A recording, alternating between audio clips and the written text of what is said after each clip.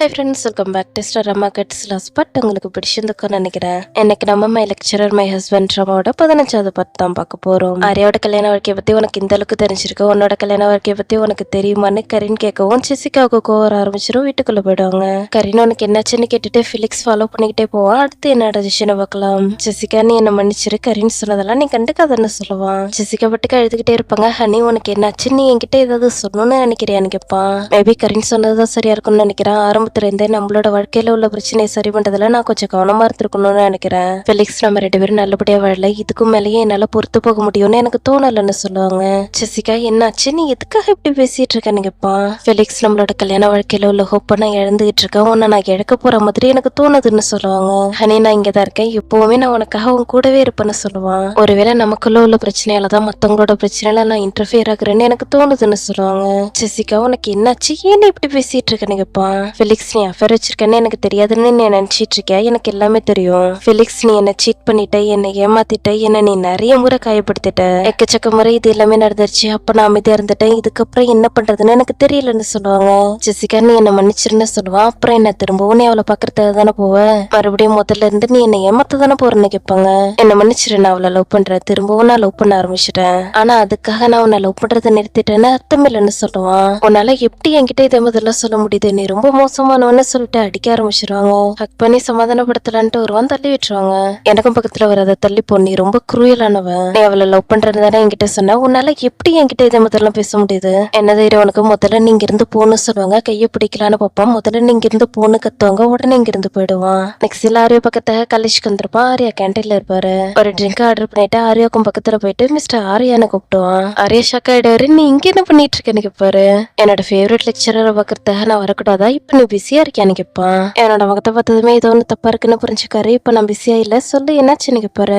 ஏதோ உங்ககிட்ட எப்படி சொல்றதுன்னு எனக்கு தெரியல. இன்னைக்கு காலையில கரின் என்னோட வீட்டுக்கு வந்திருந்தா. அன்னைக்கு நம்ம எல்லாரும் ஒரு ப்ராஜெக்ட் பத்தி பேசிட்டு இருந்தால, அந்த ப்ராஜெக்ட் பத்தி இன்னைக்கு பேசணும். ஆனா சடனா எங்களோட கான்வர்சேஷன் எப்படி மாறுச்சுன்னு எனக்கு தெரியல.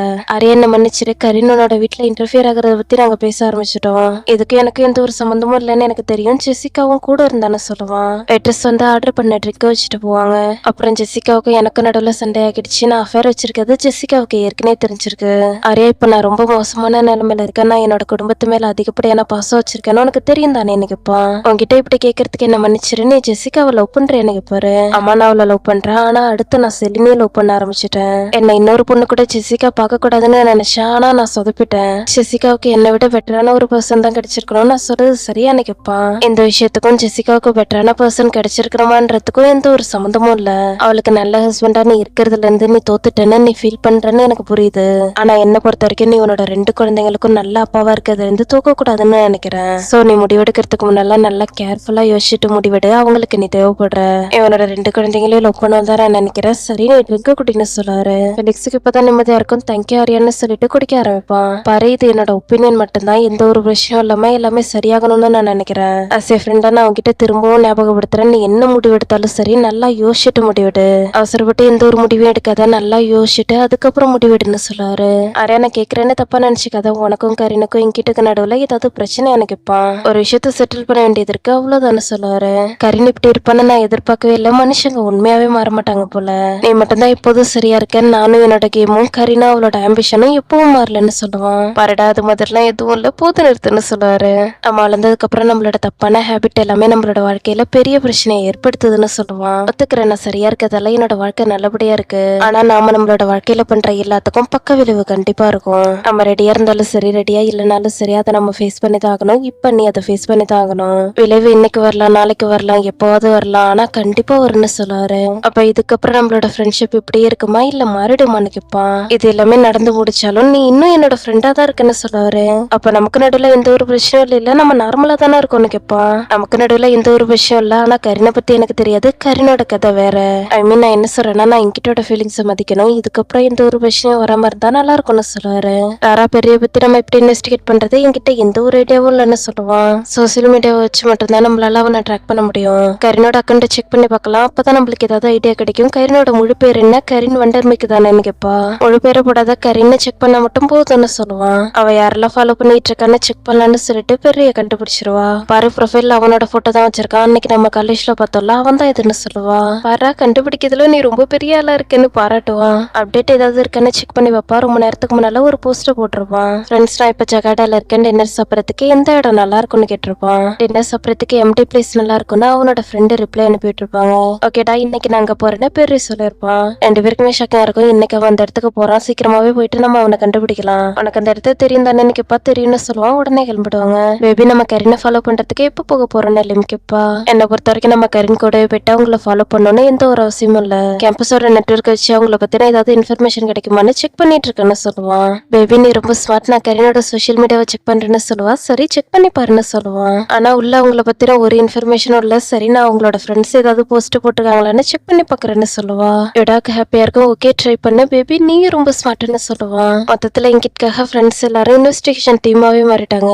இந்த இடம் ரொம்ப பெருசா இருக்கு, எப்படி நம்ம அவனை கண்டுபிடிக்கிறது, அவனான பாருன்னு கேட்பான். டே முட்டாள் அது ஒரு பொண்ணு, உனக்கு என்ன ஆச்சுன்னு கேட்பா. யாரா அங்க பாரு மீன் இருக்குன்னு சொல்லுவான். டே நம்ம மீனை தேடி வரல, பெரிய தேடி வந்தோம், அவனை பாருன்னு சொல்லுவா. யாரா அவன் தான் பெரியன்னு எனக்கு தோணுது, அங்க பாருன்னு சொல்லுவான். அன்று இந்த முறைதான் நீ சரியா சொல்லிருக்க, அவன் தான் பெரியன்னு நினைக்கிறேன், வாப்போகலான்னு சொல்லுவா. நெக்ஸ்ட் எல்லாம் 2 பேரும் அவனை ஃபாலோ பண்ணிக்கிட்டே போய்கிட்டு இருப்பாங்க. யாரா க்ளோஸா போயிட்டு ஃபாலோ பண்ணாதான் கண்டிப்பா அவன் சந்தேகப்படுவான்னு சொல்லுவான். எனது சந்தேகப்படுவான், அவன் சந்தேகப்படுறதுக்கு வாய்ப்பே இல்லைன்னு சொல்லுவா. நீ சொல்றதுக்கு என்ன அர்த்தம்னு கேட்பான். நீயே பாரு, அவன் நடக்கிறது ரொம்ப ஃபன்னியா இருக்குன்னு சொல்லுவா. பெரிய சரணா திரும்பி வைப்பா. ராரா நீ பாக்குறதுக்கு இன்னைக்கு ரொம்ப அழகா இருக்குன்னு சொல்லிட்டு ஹக் பண்ணிக்கிட்டு லவ்வர்ஸ் மாதிரி ஆக்ட் பண்ணுவான். இதனால பெரியக்கு டவுட் வராது, கண்டுக்காம போயிடுவான். டேய் நீ என்ன நினைச்சு இது முதல்ல பண்ணிட்டு இருக்க, என்ன ஹக் பண்ணாத, சிச்சுவேஷனை உனக்கு ஏத்த மாதிரி யூஸ் பண்ணிக்காதன்னு சொல்லுவா.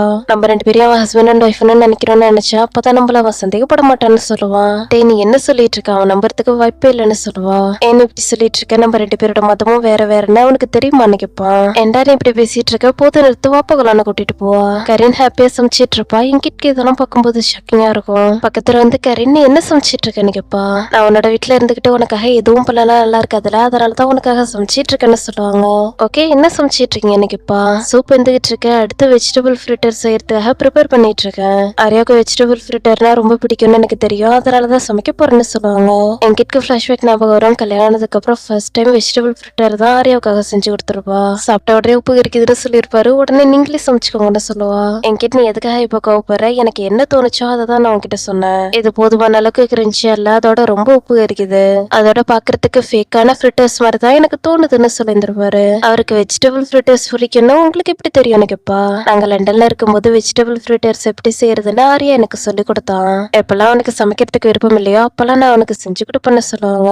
அப்ப ஆரியாவுக்காக நீங்க சமைச்செல்லாம் கொடுத்தீங்களான்னு கேப்பா. அவனுக்கு சமைக்கிறதுக்கு விருப்பம் இல்லாதப்ப மட்டும்தான் நான் அவனுக்காக சமைச்சு கொடுப்பேன்னு சொல்லுவாங்க. நான் ஒரு முறை வெஜிடபிள் ஃப்ரிட்டர்ஸ் செஞ்சு கொடுக்கும் போது அவர் ரொம்ப நல்லா இருக்குன்னு சொன்னாரு. வெஜிடபிள் ஃப்ரிட்டர்ஸ் சமைக்கிறது ரொம்ப ஈஸி, அதை இந்த அளவுக்கு பிடிச்சிருக்குன்னு சொல்றாருன்னு நான் ஆச்சரியப்பட்டேன். இது அவரோட ஃபேவரட் டிஷ்னு அப்ப எனக்கு புரியல, இப்பதான் எனக்கு புரியுதுன்னு சொல்லுவா. உன்ன மாதிரி பெஸ்டான ஒய்ஃப் கிடைக்கிறதுக்கு ஆரியா கொடுத்து வச்சிருக்கணும், நீ நல்லா படிக்கிற, அதோட நல்லா சமைக்கிறேன்னு சொல்லுவாங்க. சரி சொல்லுங்க அவருக்கு இன்னும் என்னெல்லாம் பிடிக்கும்னு கேப்பா. மசாஜ் பண்ணி விட்டா ஆரியாவுக்கு ரொம்ப பிடிக்கும்னு சொல்லுவாங்க. கூடிய சீக்கிரம் உங்களுக்கு ஆரியா மாதிரி ஒரு ஹஸ்பண்ட் கிடைக்கத்தான வாய்ப்பு இருக்கு. மேபி அவர் மாதிரியே இன்னும் கொஞ்சம் பேர் மிச்சம் இருக்கத்தான வாய்ப்பு இருக்கு. குட் லக், கூடிய சீக்கிரம் உங்களுக்கு ஆரியா மாதிரி ஒரு ஹஸ்பண்ட் கிடைக்கும்னு சொல்லிட்டு போவா. என்கிட்ட பக்கத்துல இருக்கும்போது ஹாப்பியா இருக்கிற மாதிரி ஆக்ட் பண்ணாலும் என்கிட்ட அந்தாண்ட போட உடனே பயங்கரமா கோவப்படுவாங்க. பெரிய ஹோட்டலுக்கு வந்து ஆர்டர் கொடுத்துட்டு இருப்பான். இவங்க 2 பேரும் அவனை ஃபாலோ பண்ணிட்டே வந்துருவாங்க. வெயிட்டர் வெண்கடை கொடுத்ததும் இங்கேயே சாப்பிடலான்னு சொல்லுவான். சரின்னு சொல்லிட்டு மெனுவை பார்க்க ஆரம்பிப்பா. இது பாக்கிறதுக்கு நல்லா இருக்கு, ஆனா எல்லாமே வியட்நாமீஸ்ல இருக்குன்னு சொல்லுவா. இது வியட்நாமீஸ் ரெஸ்டாரண்ட், அதனாலதான் அவங்களோட மொழியில இருக்குன்னு சொல்லுவா. சரி சரி விட, நீயே ஆர்டர் பண்ண, நீ என்ன ஆர்டர் பண்றியோ அதையே நான் சாப்பிடுறேன்னு சொல்லுவான். ராணப்பட்டுக்கு கடை கடைன்னு தனக்கு என்னெல்லாம் வேணும்னு வியட்நாமீஸ்லயே ஆர்டர் பண்ணுவா. வேற ஏதாவது ட்ரிங்க்ஸ் வேணுமான்னு கேட்பாங்க, அதையுமே மெனுல பார்த்துட்டு ஆர்டர் பண்ணுவா. ஆண்ட்ரூ இம்ப்ரெஸ் ஆகிடுவா. ராரா நீ வியட்நாமீஸ்ல ரொம்ப நல்லா பேசுறேன்னு சொல்லுவான். எப்பவும் தனக்கு வேற மொழி தெரியும்னு ஒத்துக்க மாட்டா, எனக்கு அவ்வளவுதான் தெரியும்னு சொல்லுவா. சரி அடுத்து நம்ம என்ன பண்ண போறோம்னு கேட்பான். என்னன்னு கேட்பா. நம்மளோட அசைன்மெண்ட் என்னாச்சு, பெரிய ஃபாலோ பண்றதுக்காக தானே நம்ம வந்தோம்னு கேட்பான். இப்பதான் இவளுக்கு ஞாபகம் வரும். கடை கடன்னு இங்க இருந்து போயிடுவா. ராரா நீ எங்க போறேன்னு கேட்பான். கண்டுக்கவே மாட்டா. போயிட்டு பெரியக்கும் பக்கத்து டேபிள்ல உட்காந்துட்டு உங்களுக்கு இந்தோனேஷியன்ல பேச தெரியுமான்னு கேட்பா. எனக்கு கொஞ்சம் தான் பேச தெரியும், அந்த அளவுக்கு எல்லாம் பெருசா பேச தெரியாது, கொஞ்சம் மோசமா இருக்குன்னு சொல்லுவான். என்னோட பேரு மாறா, நீங்க என்ன ராரான்னு கூப்பிடலாம், நம்ம 2 பேரும் இங்கிலீஷ்ல பேசலாமான்னு கேட்பா. ஓகே எனக்கு எந்த ஒரு விஷயம் இல்ல, நம்ம இங்கிலீஷ்ல பேசலாம்னு சொல்லுவான். நான் இப்படி கேட்கறேன்னு தப்பா எடுத்துக்காதீங்க, கொஞ்ச நேரத்துக்கு முன்னால நான் உங்களை பார்த்தேன், ஆனா இதுக்கு முன்னாடி உங்களை எங்கேயோ பார்த்த மாதிரி எனக்கு தோணுது, நம்ம 2 பேரும் ஏற்கனவே இப்போ அது மீட் பண்ணிருக்கோமான்னு கேட்பா. இப்பதான் எனக்கு ஞாபகம் வருது, கொஞ்ச நேரத்துக்கு முன்னால ஒரு பையனை நீங்க ஹக் பண்ணிட்டு இருந்தீங்களா, அது நீங்க தானே கேட்பா. அம்மா நீங்க சொல்றது சரிதான், நம்ம 2 பேரும் இப்பதான் மீட் பண்ணோம், ஆனா இதுக்கு முன்னாடியே நம்ம 2 பேருக்கும் பழக்கம் இருந்த மாதிரி எனக்கு தோணுதுன்னு சொல்லுவா. உங்களுக்கு என்ன அப்படி தோணலாம், ஆனா எனக்கு அப்படிலாம் எதுவும் தோணலன்னு சொல்லுவான். இப்ப எனக்கு ஞாபகம் வந்துருச்சு, நீங்க பாக்குறதுக்கு என்னோட ஃப்ரெண்டோட எக்ஸ் பாய் ஃப்ரெண்ட் மாதிரியே இருக்கீங்க. என் ஃப்ரெண்டு அவளோட பாய் ஃப்ரெண்டோட போட்டோ என்கிட்ட காட்டியிருக்கா, அந்த போட்டோல உள்ள பையன் மாதிரியே நீங்க இருக்கீங்கன்னு சொல்லுவா. நீங்க கரீனை பத்தியா சொல்லிட்டு இருக்கீங்க, நீங்க கரீனோட ஃப்ரெண்டான்னு கேப்பா. ஆமான்னு சொல்லுவா. இது ரொம்ப கிரேட்டா இருக்கு, நீங்க கரீனை மீட் பண்ணீங்கன்னா நான் அவளுக்கு ஹாய் சொன்னேன்னா அவகிட்ட சொல்லுங்கன்னு சொல்லுவான். உங்களை நான் இங்க மீட் பண்ணதை பத்தி கரீன் கிட்ட கண்டிப்பா சொல்றேன். சோ நீங்க 2 பேரும் இதே இடத்துல திரும்பவும் மீட் பண்றதான வாய்ப்பு இருக்குன்னு சொல்லுவா. பெரிக்கு ரொம்ப ஹாப்பியா இருக்கும். தைக்க சொல்லுவா. சரி நான் இங்க இருந்து போறேன்னு சொல்லிட்டு தன்னோட டேபிளுக்கு போயிடுவா. ஆனா நீங்க 2 பேரும் ரொம்ப நேரமா பேசுனீங்க, அவனுக்கு இந்தோனேஷியால பேச தெரியுமான்னு கேட்பான். ஆமா அவனுக்கு இந்தோனேஷியால பேச தெரியும், ஒருவேளை அவனுக்கு பேச தெரியலனா ரொம்ப கஷ்டமா இருந்திருக்கும்னு சொல்லுவா. சோ என்னாச்சு அவன்கிட்ட பேசினதுக்கு அப்புறம் நீ என்ன முடிவு பண்ணிருக்கன்னு கேட்பான். அப்புறமா இதை பத்தி பேசலாம், எனக்கு ரொம்ப பசிக்குது வா நம்ம சாப்பிடலாம்னு சொல்லுவா. இன்னைக்கு நம்மளோட நாள் ரொம்ப எக்ஸைட்டிங்கா போய்கிட்டு இருக்கு, நம்மளோட அட்வென்ச்சர் கொஞ்சம் டயர்டோட முடிஞ்சிச்சுன்னு சொல்லுவான். அவனுக்கு பின்னாடி நடந்து நான் ரொம்ப டயர்ட் ஆகிட்டேன், அவன் ரொம்ப டிஃப்ரெண்டா நடக்கிறான்னு சொல்லுவா. லாரா சாப்பாடு ரொம்ப நல்லா இருக்கு, உன்னோட சாய்ஸ் பெஸ்டா இருக்குன்னு சொல்லுவா. இது பொறுக்குன்னு சொல்லுவா. கொஞ்ச நேரத்துல உயிரே போன மாதிரி இருக்கும், உண்மையாவ சொல்றேன்னு கேட்பான். நான் சும்மா எல்லாத்துக்கு தான் சொன்னேன், இது பீஃப் தான் சாப்பிட்டு உன்னோட முகம் பாக்குறதுக்கு ரொம்ப மோசமா இருக்குன்னு சொல்லுவா. இதான் என்ன நர்வஸ் ஆகிட்டேன்னு சொல்லுவான். நல்லா இருக்கான்னு கேட்பா. நல்லா இருக்குன்னு சொல்லுவான். சரி சரி சாப்பிட்டு உனக்கு ஒண்ணு தெரியுமா, குட்டி காலோட இருக்கிற மாட்டோட இறைச்சில இருந்துதான் இதை சமைச்சாங்கன்னு சொல்லுவா. இவனுக்கு பயங்கரமா கோவம் வர ஆரம்பிச்சிரும். ராரான்னு கத்துவான். நான் சும்மா விளையாட்டுக்கு தான் சொன்னேன்னு சொல்லுவா. நீ உண்மையாதான் சொல்றியான்னு கேட்பான். உண்மையாவே இது பீஃப் தான், நீ கவலைப்படாம சாப்பிட்டுன்னு சொல்லுவா. குட் ஈவினிங் மிஸ்டர் ஆரியா, நீங்க உங்களோட இடத்துல போயிட்டு படுங்க, நான் உங்களுக்கு மசாஜ் பண்ணி வேணும்னு நீங்க எதிர்பார்க்கறீங்களா, புரண்டு படுங்கன்னு சொல்லுவா. இவன் பண்றதெல்லாம் பார்க்கும்போது ஆரியாவுக்கு சிரிப்பு தான் வரும். புரண்டு படுப்பாரு. உங்களுக்கு பாலி மசாஜ் வேணுமா இல்ல ஜவா மசாஜ் வேணுமான்னு கேட்பா. நீ எது பண்ணாலும் ஓகே, முதுகுல நீ மிதிச்சா கூட ஓகே தானே சொல்லுவாரு. லைட்டா பொறுமையா மிதிப்பா, ஸ்ட்ராங்கா நீ மிதிக்கலன்னு சொல்லுவாரு. இப்ப மிதிக்கிற பாருங்கன்னு சொல்லிட்டு பயங்கரமா மிதிக்க ஆரம்பிச்சிருவா. இவருக்கு வலிக்க ஆரம்பிச்சிரும். சொல்லுங்க 2 காலையும் மிதிக்கிட்டுமான்னு கேட்பா. வேணா என்கிட்ட நீ ரொம்ப ஹெவியா இருக்க, உன்னோட கையால லைட்டா மசாஜ் பண்ணி விட்டா மட்டும் போதும்னு சொல்லுவாரு. இன்னைக்கு நான் நல்ல மூட்ல இருக்கேன், அதனால நீங்க விருப்பப்பட்ட மாதிரியே நான் பண்றேன், இப்போ ஓகேவான்னு கேட்பா.